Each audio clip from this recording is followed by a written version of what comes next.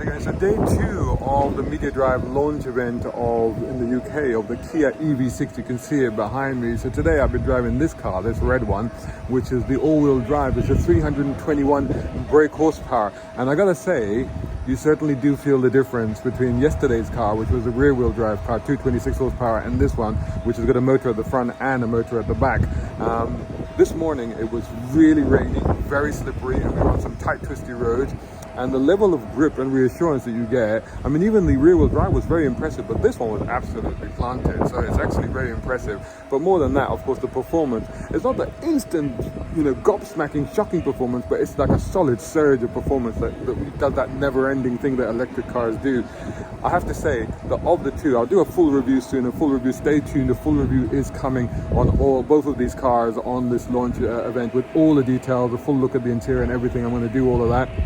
But I have to say, just on first driving impressions, if you want a comfortable, long-range car, go for the rear-wheel drive. But if you want a bit of sportiness to your car, then definitely go for this one. Spend a bit more, go for this one. Personally, I'd have this one. I think it's definitely the better car. There's slight differences in the looks. I mean, I've noticed that the styling on the wheel arches is a little bit different, so it doesn't get that corrugated look. And there's a few subtle little tweaks, but overall, they look pretty much the same, which is to say that, it's not a bad-looking car at all. Now, where are we? We are at a place called GridServe.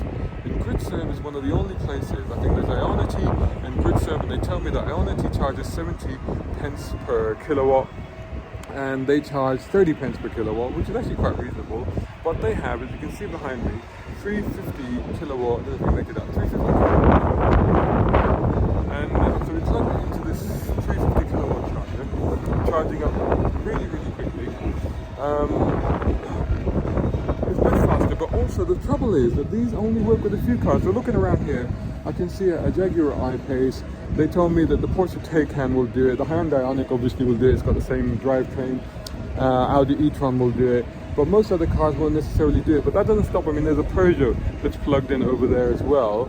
That doesn't stop you using other cars here. All that happens is that when you plug it in, and it's very easy to use. So you pull up, you open up your hatch or your socket area, wherever it is, for example, in this case here at the back, just around the taillight. It's an interesting arrangement. They can see it. You see that just where the taillight is, you press that and it kind of automatically opens. And in there you've got the double, it's the bigger one, it's a bit with the bit at the top and the bit at the bottom as well.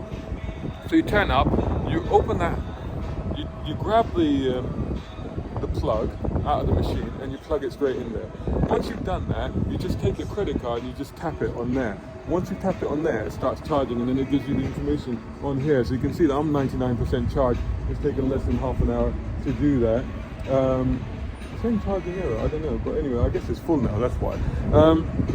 But it's very, very quick. Now, not all, like I said, not all of them can do it, but most of them can do it. And even if the car can't do it, then the good thing is that the car and the machine will automatically talk to each other, and they'll sort it out, and they will charge it at the speed that it's capable of receiving it. So don't think that if you plug it into a 350 watt, you're not going to blow out the charger or the transformer in your car. It's going to be fine. It'll just adapt. So there you go. This is a very quick. Inside is pretty much the same as the last one. Just the same. It is very nicely done. This one, one of the things about these cars is this one's got suede in it, but they use vegan leather. What's vegan leather? And they use recycled plastic bottles for the dashboard and stuff like that. This one's also got some features where if you indicate right or left, then the camera comes up on the instrument panel showing you the blind spots on your right and your left, so that's quite handy. And this bar here is actually, didn't realize yesterday, but realized today that this bottom bar here, where the AC controls are, also you get the stereo controls there, and the sat nav, you just touch it and it changes completely. I'll put a video of that in the actual thing later on. So there you go. There is very short, quick impressions of the Kia EV6 on this drive. Like I said, stay tuned and stand by. A full review is coming on this channel. And meanwhile, do let me know what you think of the Kia EV6. See you soon. A big thank you to my top tier patron and sponsor Jay Williams over Air Technic. Check out their shop for brakes, exhaust, body kits, and of course suspension. Plus, thanks to Muhammad Ali Umaid and Tom Conway Gordon, who are both tier 4 patrons, and of course all of these guys for also subscribing to my Patreon account and contributing so much towards helping me to continue creating this content. Join them over at patreon.com/browncarguy, and of course make sure that you are subscribing, liking and sharing this channel. Hit that bell notification icon so you don't miss any of my videos, and also check out browncarguy.com and follow me on all social media channels. Just search for my hashtag, which of course is #browncarguy.